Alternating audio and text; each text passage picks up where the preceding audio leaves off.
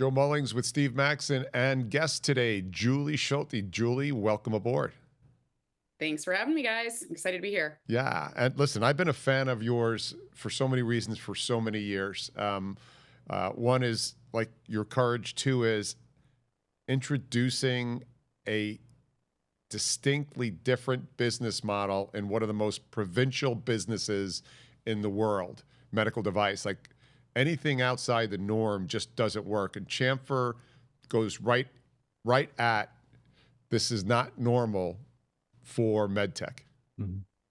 So what was the inspiration for this? And you're a tech person as well, and you picked medtech to come into as a tech person. I'm actually not a tech person, which is what's hilarious. Yeah, no, thank you. The feeling's mutual, first of all. I think what you've done is incredible, as well as Steve. But yeah, I think it wasn't intentional, to be honest with you. I think just sort of not being a patient person by nature, looking for things that are creative ways to solve problems, being given the freedom to operate. So I was actually about 10 years ago, I was working for my first private equity backed company. And I really have to give credit to the CEO at the time, Dan Croto, and the private equity group, who was KRG, now Mountain Gate.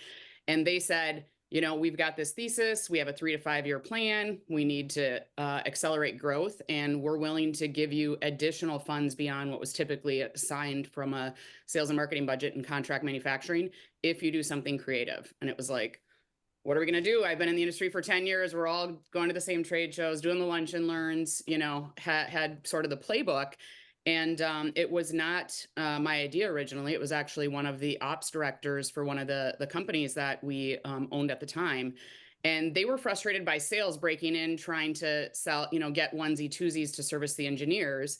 And the engineers were frustrated by not being able to get the onesie twosies. And so this particular ops director said, I don't want your salespeople talking to my engineers. I'm going to overrun a bunch of product. I don't care if you give it away for free or put it on the web and sell it. And I was like, it's actually a really good idea, because the engineers were saying, I just need one or two. I don't care how much it costs. If you can just get me that so I can iterate on the design, then I'll know what I want and I can continue to move down, towards design freeze. So the rest is history. Yeah, and for those that might have been living under a rock for the last 10 years, explain Chamfr to our audience and let them know where it sits, why it sits there, and sort of the last couple of year run on you.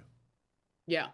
So we like to say we're the matchmaker between the suppliers and the engineers for medical device exclusively. And how that translates from an engineering standpoint is we're sort of the small scale Amazon for medical device component sourcing.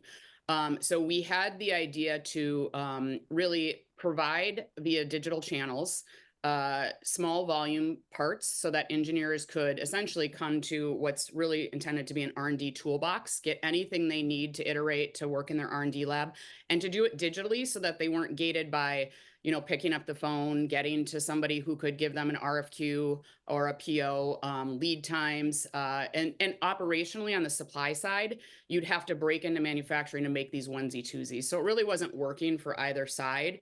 And we just said, let's build a bunch of components. It's a way to showcase our capabilities and offering.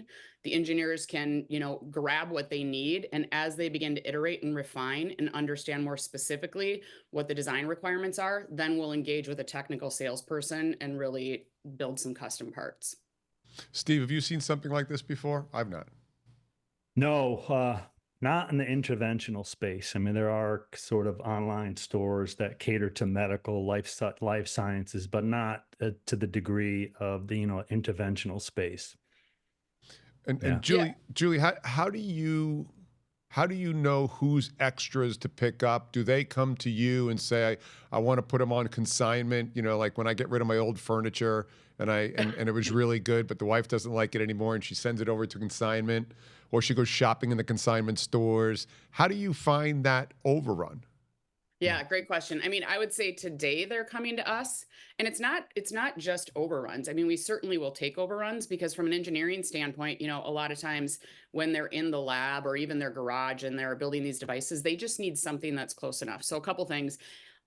When we did the first single vendor e-commerce store in med device, we actually, my co-founder is a mechanical R&D engineer, and I brought her over to thoughtfully add components that could be married up to build a device. In this case, to Steve's point, interventional, although we do, bleed into other markets. Mhm.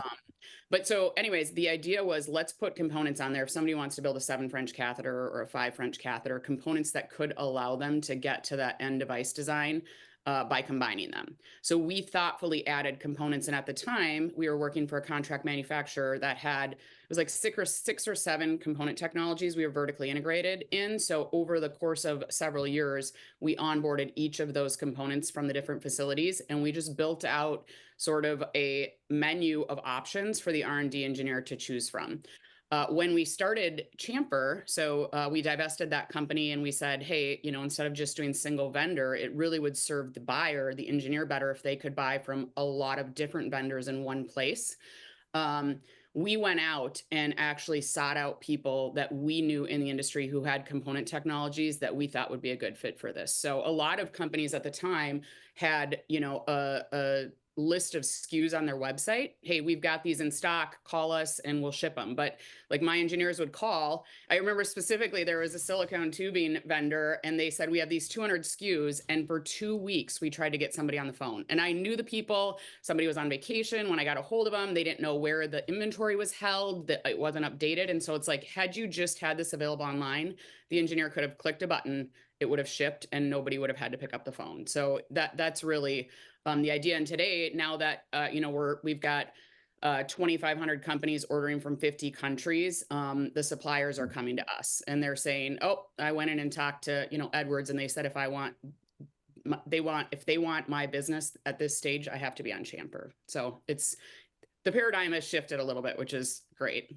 So where But do the you hope? paradigm, Go ahead, the Steve. paradigm has certainly shifted, right? So you were talking about your early experience launching the platform for another company based on overruns, Mm-hmm. and now, thousands of parts in stock for R&D engineers. I could have a catheter kit on my desk tomorrow or the next day if I wanted to. I noticed recently I was doing an unboxing for some strain reliefs Mm-hmm. video, and I noticed on the Chamfr side, here's compatible hubs with that strain relief. And that was something that I noticed that was new. Maybe it's not new, but just wonder if there's been some new enhancements that you've made to the site that provide insights into compatible parts. Maybe if I want to build a complete catheter, can I get at some point, insights into what the kit would be? Yeah, no, absolutely. So, I mean, we've always tried to manually marry up the parts so that it serves the engineer, but we definitely continue to invest in feature enhancements on the tech side. And this is what's great about digital is there's so much opportunity to serve the engineers better than there is manually, because a lot of times they're not exactly sure what they want. So they're Googling, they're iterating, they see something close enough, they see a material that maybe they didn't think about using that they can now use. I know you guys had talked about moving from polymers to metals and like the different evolution of component technologies. And so what we can do with the site is we did launch a new search engine a couple months ago, and I mentioned this specifically because it's really robust. It leverages AI and machine learning, and it has the ability to not only learn based on what the buyers are searching for, but what they're finding successful and how those products are marrying up. So now we have the ability to recommend, oh, you bought this particular component. Other engineers who bought that were either also buying this, or did you know we also have this, which we know on the back end can be married up. So, your example is a good, your example is a good example of that. Yeah. So that's the Amazon influence that you had mentioned, right? So I buy some supplements on Amazon. It said others have bought these in addition, or you can package them up as well. So Julie, give me a typical journey down the road with Chamfr. If I've never used Chamfr before, and I'm working in a emerging tech startup company, and I've got to get and it's interventional related. Take me through the story on how this entire experience feels. Well, first of all, just to your last comment, I think the Amazon is so powerful, right? I mean, it's like the Amazon effect or the Alibaba effect. It's like B2C has been doing this for years, and now B2B wants a B2C buying experience. I mean, it's more efficient, it's more intelligent. In fact, was just talking to somebody that's like, you can go to this different web, I think it's called DuckDuckGo, and they won't know anything about you. I was like, but then they're not going to recommend, and I don't want to waste my time searching. I want them to tell me, I want them to fast track me so that I can move on to the next thing. And it's like, we're trained to think like this, and B2B buying is no different. In fact, almost every other industry has transformed years before med device has, right? So it was sort of challenging ourselves to say, okay, if the buyers are trained this way, and especially with, the younger generations coming up and moving into different sourcing roles, I just think it's so powerful to service them differently. So as an engineer, let's think about what I like to think about as a new engineer coming into our space, because a lot of us have been here forever and we might have our partners and we might know about the capabilities, but a new engineer has no idea. It's overwhelming, right? So they go to Chamfr and now they can see 100 suppliers in the network. They can see which component technologies they have. They can directly contact them, because from the early days, we said we are having absolute transparency to the supply network. That has been one of our core philosophies, because that's what's going to help the buyer, right? And so they can use it to essentially like a Google search engine. What materials, what suppliers, where are they located, what do they have off the shelf? The R&D engineers say we have 100% carte blanche to order anything from any supplier as long as it's off the shelf. But let's say they don't find something off the shelf. Now we've just instituted another enhancement, Steve, is the ability to do quick turn factory lead time. So now we can expand our SKUs from 7,000 to 17,000, because it doesn't have to be in stock inventory. It can be something that they can order and they know it's going to come in 2 weeks, 3 weeks, 4 weeks. I don't see something close enough. Oh, this one I can wait 2 weeks for it. So now the engineer has buying options. The next phase is fully custom. I upload my CAD drawing, the quote comes back to me, I accept it, and it's on my doorstep in 6 weeks, instead of picking up the phone, calling, getting a quote, negotiating the lead time, all those other things. So the possibilities are endless for servicing them. And I think our goal is to continue to make the buying cycle not the pain point and not the thing where they're spending a lot of their time, so that they can be focused on the product, the device design, and the product development. And you've got to be really diligent in the partners you pick too, right? Absolutely. Yeah. No, we've been, I have to say, we've been very fortunate. I think because it was a disruptive technology and it was new, people that weren't committed sort of said, we're going to stay back and watch you. We think this is cool. We might get on there at some point, but let's see how this plays out. And people that got it right away and understood the value to the engineers, those were the people that we converted early. And so we've had a lot of success partnering with the supply base we have. It's been great. Somebody asked me recently, what is the wall thickness range of PTFE liners? So I went on the Chamfr site and looked what you sold, and that gives me a rough indication, right? 90%. So thinking about that and all these enhancements, I don't know if you can share, but your website traffic must have radically increased over, a period of a couple of years. Can you share any of those metrics? Yeah, sure. I mean, I think it's outperforming in ways that we couldn't have imagined. So, that's the first thing I'd say. Just in the last year, we've doubled the amount of site traffic. So we went from, 12,000 site visits a month to right now we're between 25 and 30,000, which is, exponential to a lot of medtech comps in our space. And it's not just the engineers, it's executives, it's private equity. They say you're the first place we go to see who the up and coming suppliers are. Can we get an introduction before they're live on your site? I think site-wide searches. I just mentioned we launched this new search engine, and we were blown away. Intra-site-wide searches over 20,000 a year ago. In the last 2 months, almost 40,000 a month. I mean, it's just completely taken off. And as we continue to add value both for the engineers and the network. So like the entire med device ecosystem, I think that's really driving an increased traffic awareness, an interest in how this space is getting connected digitally, which again, it hadn't been done before. So You probably also are able to see trends in the industry as they're occurring, in material selections, especially. I'm going to guess. Well, rather than guess, what percentage of your customers, if you had to say, and you can release it, are the emerging tech startups? Interestingly enough, I mean, I think if we split them into like strategic OEMs, you know, both on the contract manufacturing and the device side, Hmm. and then we say, you know, startup to mid tier, I would say it's about 35 strategic OEMs, you know, 40 startup to mid tier, and then, you know, the remainder are, you know, really sort of skunk works and universities and small onesie twosies. Yeah, so you can probably start to ID some trends happening in the industry, can't you? Absolutely. And what's cool about that, I mean, even more so, you know, as we move forward, right? Because again, you know, we bootstrapped the company. We did our first round of fundraising last fall. We're just starting our second round now. So we don't actually even have, we haven't had historically the tools to even understand what to do with the data. Mhm. We went and hired some digital marketing experts, as well as some business analysts, people that had experience in data, and now we're able to extract the data.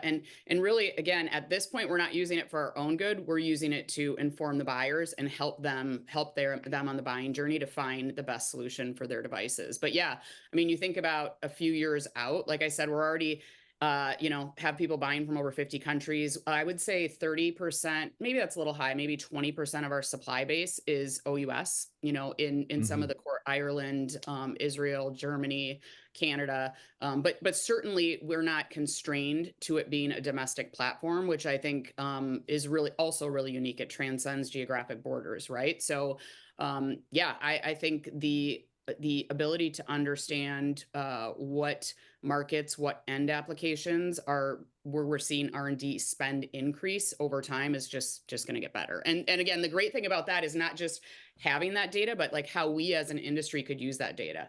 So like Mhm. if I'm going to invest in component, you know, expansion, component technology expansion, capability expansion, and I see, you know, the spend and the trends going deep in a particular end market, it's like, all right, let's go all in and really innovate in that space. And it just helps the entire supply chain, Mhm. right? Absolutely. So you obviously have an end game in sight here. You know, as we close out, take me, what does the end game look like? What do you expect to grow this to? If I said, Julie, if absolutely you could author the end of this from a capabilities, not a sale, what does it Yeah. look like relative to MedTech? I don't know that I do have an end game, Joe, but I mean, there's just so much opportunity here. It's what's been driving me for the last 7 years. And what I can tell you is that when I wake up today, I'm just as excited as I was about it 7 years ago. And maybe, you know, I'd be remiss to not say there's some points along the way where I maybe didn't feel that way. But the reality is our industry needs to go here, and there's so much efficiency being gained from this, from not just a product development standpoint, but a supply chain standpoint. I mean, when COVID hit, transparency of supply was a huge issue, right? And now we've got new people coming with new capabilities in geographies that we had no idea were even there. And that's what's really fun about this. So I think for us, it's really continuing to drive the technological innovation so that digitally people can uh, develop products faster, smarter, and in any way that they want, in a way that they couldn't do before. And from the supply side too, I think a lot of money is spent and wasted on trying to attract the buyers. This really aligns incentives on both sides and allows them to be much more directed in their approach, their spend, and their innovation. So we want to have, you know, a global community where every engineer, R&D engineer and med device goes to Chamfr first, and they start to innovate product development. I love the lofty goal, my friend. Mhm. Excellent. Well, I don't see it as lofty. I see it as I didn't it's say here, it's arrived. unattainable. I I mean, didn't say there's a lot unattainable. of, I said yeah. lofty. There's a big difference, especially, you and I have spent a number of years together talking about why the F not. Yeah. Yeah. Yeah, I got over that a long time ago, but I will say, in the beginning, it's like you question yourself. You're like, Mm-hmm. okay, it seems obvious. So if it is, why hasn't somebody else done it? And I think, to be honest with you, I mean, if you think about, our incentives are aligned with the job that we have, right? I had the good fortune of being able to take some chances and see what happened with that. Again, being it with a private equity backed company. Then I also had the good fortune of getting, when we divested, the executive team was laid off, and I had the good fortune of having a really restrictive non-compete that said you can't do anything in med device for 12 months in the traditional sense. And I was like, great, well then I'll do something that's non-traditional because I didn't want to sit still. So it just sort of happened that way, and I feel very, very fortunate and very grateful. Honestly, the most rewarding part is when we talk to engineers. They're just like, this is amazing. We love it. You've created the Amazon for med device. And we had tried to sell on Amazon and we didn't when we had the single vendor e-commerce store. And that's why we thought there's an opportunity here. People are going to McMaster-Carr, they're going to DigiKey, they're going to these other sites, but there wasn't something focused on med device that, you had a qualified supplier base where the components and the relationships that were developed early on, you knew you could move them down the product life cycle. So we're very excited. Well, Julie, I appreciate you sharing this with Steve and I. It's always a blast. And I don't know, the next time I'll see you, it'll probably be MDM out west again. Oh, yeah, at the latest. I'm going to be hitting the street here. I'm going to be around. All right. Don't be a stranger. Good. We'll see you around then. Thanks, guys. I really appreciate it. Love what you're doing, by the way. Appreciate it. I'm Joe Mullings with Steve Maxon from 160 Studios. Be well.